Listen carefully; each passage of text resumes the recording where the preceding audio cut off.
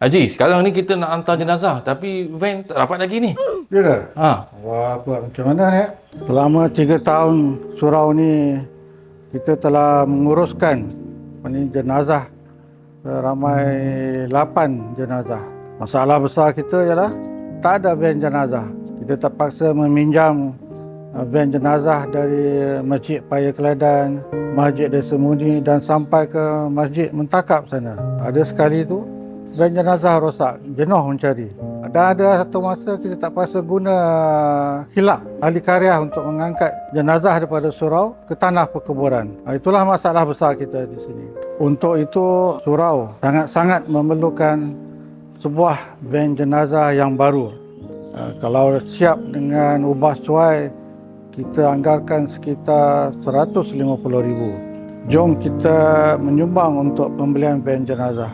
Ini adalah amalan fardu kifayah, memberi bekalan yang kekal abadi sehingga ke alam akhirat nanti, insya-Allah tuan-tuan.